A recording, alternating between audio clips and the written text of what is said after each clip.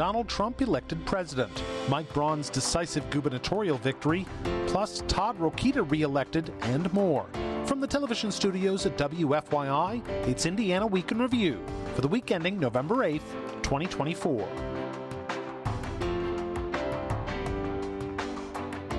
Indiana Week in Review is made possible by the supporters of Indiana Public Broadcasting Stations.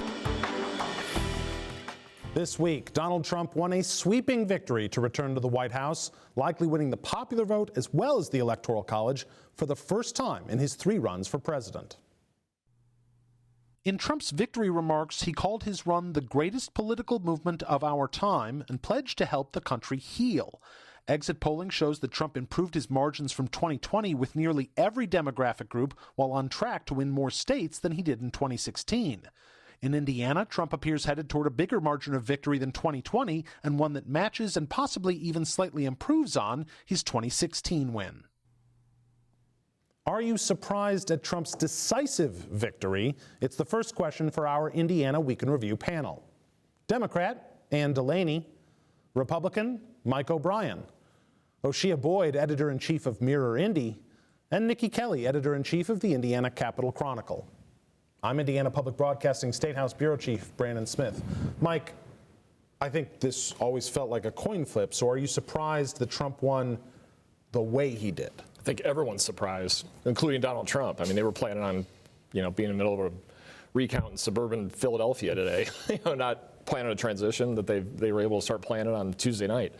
I said a few weeks ago, and I was genuine in this, I was really curious on the Democrat strategy, and it was very well coordinated.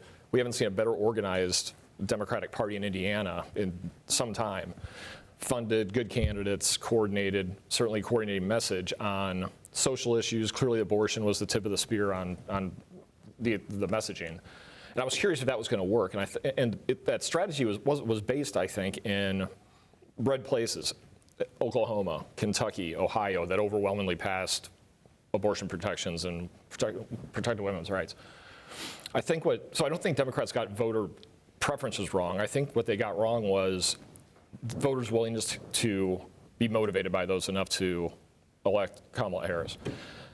Because you look at places like Arizona, you put the question in front of them and say, do you support abortion rights? Right. Yes. Who are you voting for president? Donald Trump. Well, don't you know he's the guy that appointed the U.S. Supreme Court that overturned Roe v. Wade? Yeah, but I don't care about this more than I care about all of this, which is the economy, wages, inflation, immigration, and all the things that Donald Trump prioritized. Yeah. And so my read on the back end is Democrats didn't really look at voters didn't look at Democrats and go, we disagree with you. We just don't care as much about those things as we do about these things. Where do Democrats go from here on a national level? Well, I think a lot depends on what he does now. I mean, if he starts using the Army to round up everyone with brown skin in the country, he's supposed to be bringing world peace. He's supposed to be controlling inflation. He's supposed to be doing all of these things, and I don't think he's going to deliver at all. I mean, he doesn't believe in the rule of law. He tried to overthrow the government. He lies habitually. He disrespects women. I mean, it's really amazing to me that he could have been put forth by the Republicans as the nominee. I understand they didn't like Biden and they didn't like Biden's policies, but that perfectly flawed candidate is now the president of the United States. Can he bring peace in the Middle East? Can he resolve the Ukrainian war without undermining the Ukraine? Can he do that?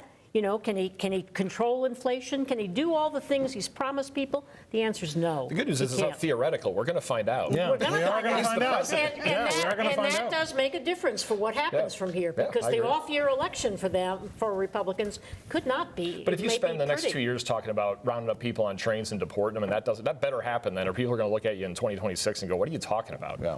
If that's the expectation you're setting. What if he does? If that's the expectation you're setting, some pretty horrible things better happen, or people are going to go, no, this is fine. Okay. What if he doesn't? And you're going to loot. What if he doesn't? I want to ask this, which is, so much of this, I think the shock of this is because of Donald Trump, the person. But if I told you the party in power in the White House had under its watch record high inflation that people are still feeling even as inflation has normalized, and then they lost, wouldn't that make sense? I mean, doesn't that follow like the way this country's elections have always gone? High inflation has worked against other presidencies historically. Yeah. You know, it creates one-term presidencies, and so that's what we're seeing. I think because, though, Trump and his sort of larger-than-life, bombastic, persona, I think people thought, well, maybe they could fight through the inflation or the economy or the wages or the jobs, but voters just they were voting with their pocketbook. And while inflation had, quote, normalized, when you go, well, compared to 4 years ago, it's still higher. Yeah, what does normalized mean to me when I go to the store? Yeah. I don't think about, oh, it's normalized. You're not comparing. You're not comparing the price. 4 years ago, it was this price. Now it's this. No, it matters right now today. Yeah, It's not going to go down. Right. Those prices are not going to go down. And if the tariffs come on, they are going to go up. But nobody cared about that. Not now. Not now. Yeah, but it's hard to argue in that negative space where you go, well, inflation was 8, 10, 12%. Now it's 3, 4, 5%. But it could have been because of that. But it's down 7, but it's still up 4. Right. It's like you're not comparing. It still costs a lot to go to the grocery store. When you go to the grocery store, you're not comparing your bill and the prices on your bill to, 6 months ago or a year ago. That hasn't changed. This is bad, much. but it could have been worse. It hasn't changed very much. You're comparing You're thinking about right now, and I'm in the store right now. That's right. All right. Governor-elect Mike Braun says his big election victory gives him a platter of opportunity to tackle the kitchen table issues he ran on, including property tax and health care reform. Says his double-digit victory in the governor's race gives him a mandate that can help further his agenda as he works with the state legislature. And I'll accept it humbly and try to engage everyone in my own party along with good ideas across the aisle. Braun says an initial focus of his transition will be reviewing state agencies and their leadership. It's going to be my vision of being an entrepreneurial governor that's going to be conservative on the financial side, but very entrepreneurial on the problem-fixing side. Braun says he likes to move quickly and to expect agency leadership announcements to start soon. Ann DeLaney, does Braun's win give him greater leverage with the legislature? No. I mean, we have a weak governorship with a simple override, and you've got a lot of crazy people in those Republican caucuses, so I don't know how you necessarily control them. I know he says he's going to solve all these problems, but I'd really like to know, with the scale back of income tax and corporate tax, how you're going to fix property tax at the same time you fix what they screwed up with education over the last 10 or 15 years. I mean, part of the reason property taxes are as high as they are is because the percentage of funding from the state budget for K through 12 traditional education has plummeted. And property taxes per student have doubled over that period of time. We have one of the highest property tax increases in the country. So what is he going to do with that? Is he going to continue or shrink the property tax at the same time he doesn't increase the funding? I think he's going to have a lot of rural school districts coming and saying, what are you doing to our education system, where we have reading down, we have the number of people from post-high school getting additional education has also plummeted under their watch. He's got some really big challenges ahead of him, and he's got some crazies in his caucus. And if they want to scale back these incremental decreases in income and corporate taxes that nobody really feels. Oh, I can predict fairly safely that's not going to happen. Well, then how do you fund this? But let me ask this. So, again, talking about that relationship with the legislature has been Republican-dominated for more than a decade now. We've had Republican governors, obviously, that whole time. And they've shown a relative willingness to go, that's nice, we're going to do what we're going to do, and you're going to sign it or you're not going to sign it, and we don't really care all that much. Does a 13, 14-point win matter to them? I think it does, because I think the theory, as we were getting closer to the election and it felt like it was getting closer, the governor's race was getting closer.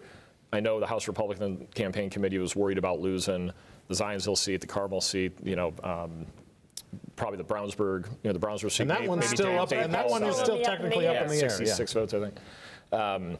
So there was an idea that, well, if Braun wins by 4 or 5 or 6, and they lose the supermajority, well, someone's going to they're not going to be happy about that, and that's going to translate to their willingness to go take on a big legislative agenda. Well, of course, none of that happened. He won by 14 points. Supermajorities Becky Cash and Tiffany Stoner, that race notwithstanding won't matter. And a lot of what Mike Braun is already, I mean, he's already engaged state agencies starting Wednesday, literally Wednesday, to analyze budgets, analyze personnel. What are they doing? Do a SWOT analysis. I mean, he's really like quickly taking a businessman approach to the administration of state government. But a lot of those changes, if he wants to consolidate agencies or rearrange things, which it sounds like it is in part of the conversation, a lot of that's going to have to go through the legislature. Those are statutorily created agencies largely, and so he's going to need some buy-in from the legislature. But the legislature's also spent the last couple of years really taking a hard look at the organization of state government. What are these agencies doing? So there's a world where like Mike Braun and the Chris Garton and Todd Houston, these guys that have been looking at the government that way, could come together and go, no, you're right. Like, we do need to reorganize and create efficiency here. To that end, there's so much on the legislature's platter of opportunity for the upcoming session. There's so much on the table. I mean, the budget, but then all the things within the budget and all the things that cascade down from that, the issues that they're trying to tackle. Does a kind of big reorganization of government fit into all of those other big plans? Maybe, but I think, so here's something that I think is a little monkey wrench in all the plans, is the Lieutenant Governor, Michael Beckwith. So I'm curious to see how he fits in with everything. Because I think even though stars may be aligned for Braun and the legislature, we don't know what he's going to have to deal with internally when it comes to Beckwith. I think that's where his challenge is going to be. I don't think it's going to be the legislature. So I'm kind of excited to see how this plays out, because I think it's going to be very interesting. Yeah, is the biggest unanswered question about Mike Braun's gubernatorial term what role Micah Beckwith is going to play beyond the statutory one? Yeah, I would call it like 1B, I think the legislature will probably be very supportive of a lot of the basic things. The two issues that I think might be more problematic for Governor-elect Braun are the two that he was most strident about, which are property taxes and health care stuff. I think they'll look for some smaller things, but not these massive overhauls that the Braun people would prefer on that. I also want to know, and of course it's a 14-point win, it's big, but he received fewer votes than Eric Holcomb did 4 years ago, guys. And that didn't help Eric Holcomb. So yeah, they have regularly vetoed. I think his approach would be different. He's talked about his relationship with the legislature, having been in the legislature only for one term. I want to ask a little bit. He resigned in the middle of the second term. I want to ask a little bit more about this, which is, I'll ask you both this, which is to those points. The two big things that clearly Braun is most focused on, healthcare reform and property taxes. On the property tax side, while he had this relatively detailed plan, he also has said all along, listen, I'm just casting a vision, lawmakers will work out the details. So they're going to do something about property taxes. Is anything basically a win for Mike Braun in that sense? Well, he'll declare it a win. Right. So so I suppose you could do that. But the question is, do the voters feel it? And do the education or the educators feel it? I mean, that's the biggest problem with tackling the property taxes. I agree, they're too high. And we supposedly had a solution from Mitch Daniels before, remember? All we have to do is put the highest sales tax in the country in place, and the property tax problem is solved for good. Well, it was solved for about 16 years, and it's back again. Mike Braun is clearly, I think, this is my perspective, more passionate about health care reform. It's something he cared a lot about in his business. He talked about it in the legislature. He talked about it when he ran for the Senate. He's talked about it throughout his time in the Senate, and now a lot as governor. Is that arguably the harder battle, and will he be less willing to declare victory no matter what? Oh yeah, it's the harder battle. I mean, the legislature's been trying to tackle that for forever, but especially for the last 5 years when it was discovered that we have some of the highest costs in the country, right? And so they have been trying, and made harder by the fact that state government and state legislatures don't control healthcare policy, most largely. Yeah. And so but he does understand, and you've seen it at the State House the last couple sessions. He does understand from his own experience that is the number one concern in business right now. It is their ability to sustain a workforce and a healthcare program, and he tells a good story about what he did as a business owner to do that, and it's why you see the Manufacturers Association, the Chamber of Commerce. It's not It's not the drug companies and the insurance companies lobbying at the state house on healthcare. It's the employers. Yeah. All right, time now for viewer feedback. Each week, we post an unscientific online poll question. And this week's question is, does Governor-elect Mike Braun's margin of victory give him leverage with the legislature? A, yes, or B, no. Last week, we asked you one last time who will win the race for governor. The results weren't quite the same. 22% said Mike Braun, 76% said Jennifer McCormick, 2% said Donald Rainwater. If you'd like to take part in the poll, go to WFYI.org/IWIR and look for the poll. Well, Republican Todd Rokita says his victory in the race for Attorney General sent a clear message about what Hoosiers want. Rokita easily won re-election this week, defeating Democrat Destiny Wells. Speaking to a room full of cheering supporters, Rokita says his win was a rejection of what he views as far-left extremism. I am grateful to have earned the votes and, more importantly, the trust of so many Hoosiers tonight. Rokita says his overwhelming victory will help him build on the work he's already done as Attorney General. He emphasized his fights to protect Indiana's near-total abortion ban and continued attacks on transgender Hoosiers. Wells emphasized to her supporters that change is incremental. And it takes all of us and our sacrifice to wake up our neighbors and to let them see what is on the line. Democrats haven't won the race for Attorney General since 1996. Niki, how much of this victory was approval of Todd Rokita specifically versus just Republican voters voting for a Republican or even the Trump coattail effect? Yeah, I think it's probably the latter. I think the coattail effect, and we've always been able to look at Attorney General and Secretary of State, in the off years as the baseline for party voters. Right. So I mean, he definitely did lose some votes from when you look at what Trump brought in, what Braun brought in, what Banks brought in. Yeah. So he definitely lost some due to his. Things he's gone after, abortion doctors, things like that. So that cost him some votes. But in general, that race just couldn't occupy people's space. They were so much busier with the top of the ticket. Rokita reportedly this week said he has taken himself, his name is not on the list of people willing to serve in the Trump administration. He wants to focus.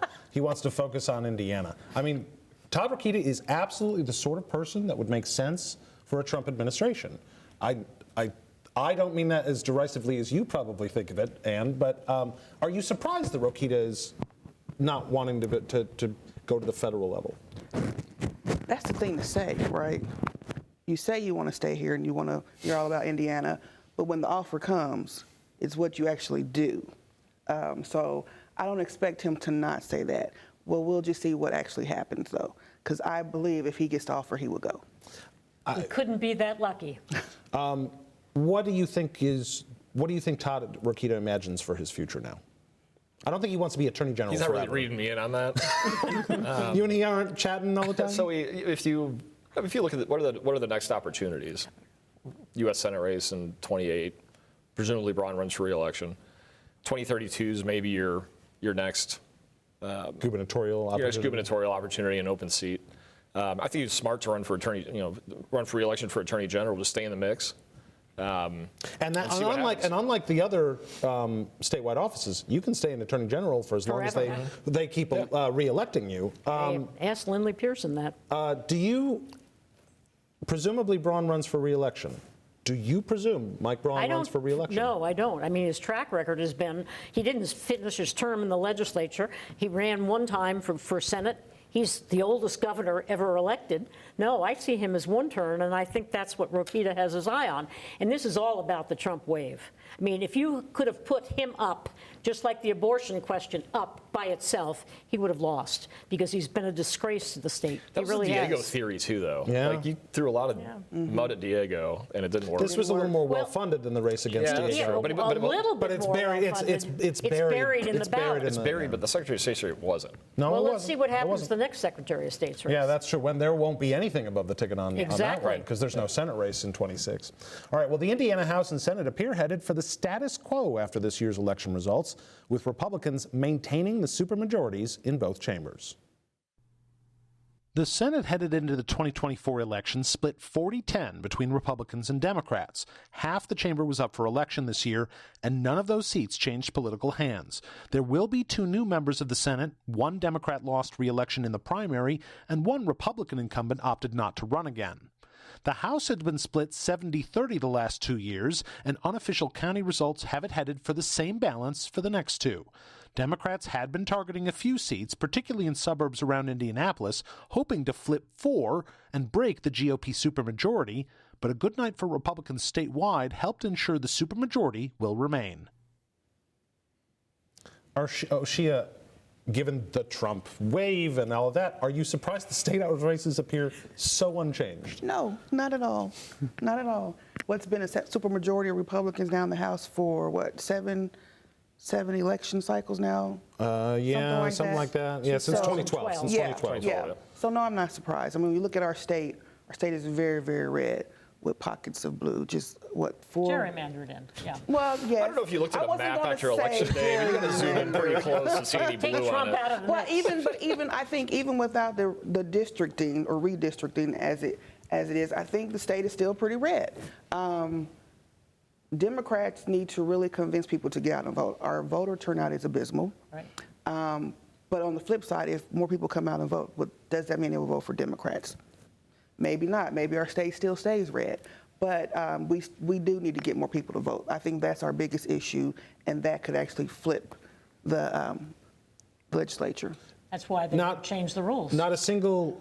Not like Donald Trump. Right. You know, we didn't win because we got cheated. But I think a lot of straight ticket voting. No. Yeah, I think straight ticket voting. The most redistricted, most gerrymandered state in the country. Yeah, I think straight ticket voting does make a difference. We'll see. We'll see if all of the seats remain unflipped, because there is that Brownsburg area seat, which I believe last I checked was a 66 vote difference. That's well within the margin that a recount could change, or even if absentee ballots are still being counted. But let's assume it stays where it is. Are you surprised that not a single seat flipped? 20 points? I maybe thought 1 or 2 would flip. But I mean, okay, 20 points, but how about the other way? But how about the other way? So a Democrat didn't lose a single seat? You know, the seat on the river, which is so narrow. The Republicans ran a candidate who took money from a criminal and wouldn't give it back, okay? That's true. That may have influenced may have had some impact. But I mean, are you a little surprised that, I mean, literally nothing changed? We had good candidates. You had great candidates. The 20 point, if you don't know the 20 point, well, even with the 20 point win, you look at the Danny Lopez district. Trump lost that. Jennifer McCormick won that district. He won by 8. That's a sign of a strength of a candidate. Yeah. And they're coming up for that guy. McNally was a very good candidate. He was. I don't disagree with that. But so was Danny Lopez. It's for that district. Yeah. He's a Republican who fits that district's profile. Well, let's see how he votes when he's in that supermajority. Well, I mean, but Jerry Torr did that for how many years and voted the way I think that district wanted him to. Because what's happened in that district is what Democrats have suggested for years, which is moderate Republicans are willing to vote Democratic. Clearly, it's a majority Democrat vote in that, except for Danny Lopez. Are we going to start to see some of that trickle down to the city level? I mean, we've talked about the purpling of Hamilton County for a long time. We're not seeing it too much at the state level. The top of the ticket races notwithstanding. Are you going to start to see it trickle down more into the municipal level? Is that where it's really going to start? We've seen it barely. To go purple as opposed to blue? Or even blue. Yeah. Are we going to start seeing? Are we? Yeah, that's true. And then flip right back. But are we going to see Democrats start winning more at the local level in those areas, or is it just kind of baked in the way it's always been? You're going to have redistricting again, okay? And I don't know whether that changes. I don't know if we'll ever get to the point where we have redistricting by commission. I don't know if we'll ever get to the point where we don't have straight party voting. And those two things contribute to whether it stays red or blue or mixes. You'd have to go, when you redistrict, in order to make some of those seats competitive, you have to go crack urban centers. If you look at the map, the blue areas are urban cores. So you have to go break those and send those voters into suburban areas. That's gerrymandering, and it's not what we did. Yeah. No, you kept them all together and made sure that none of those Democratic votes would go outside those other than perhaps the Senate in Fort Wayne. Fort Wayne, yeah. That's a little rough. You also can't tie Hamilton County and lose 85 counties. You just can't do it and win statewide. All right, finally, at the Allen County GOP election night party, a local Fort Wayne band reportedly performed a cover of Kool and the Gang song Ladies Night and changed the lyrics to make it Jim Banks Night. Mike O'Brien, is this funny or cringy? It's as cool as Republicans get, I think. It's the best we can do. Do you like that? We should be changing. So cringy is that where we're? Cringy is the cringy Ladies Night and Jim Banks Night instead of If there Ladies was Night? dancing, if the song was just playing, that's one thing. If there was dancing, That's a little different. square dancing, probably. That's extra cringe. Nikki, what do you make of Jim Banks not being down with the rest of the Republican Party in Indy on election night? Is that just a local, I wanted to be at home? I wasn't too surprised. He's always been very focused on that corner of the area, of the state, and his family's there. I think he wanted his parents and his grandparents and things like that, and it would have been harder to bring them down. To bring them all down. Yeah, that makes sense. And I talked to Jim Banks this week. We will talk more about that and sort of the path he's charting for himself next week. But that is Indiana Week in Review for this week. Our panel is Democrat Ann DeLaney, Republican Mike O'Brien, Oseye Boyd of Mirror Indy, and Niki Kelly of the Indiana Capital Chronicle. You can find Indiana Week in Review's podcast and episodes at WFYI.org/IWIR or on the PBS app. I'm Brandon Smith of Indiana Public Broadcasting. Join us next time because a lot can happen in an Indiana week.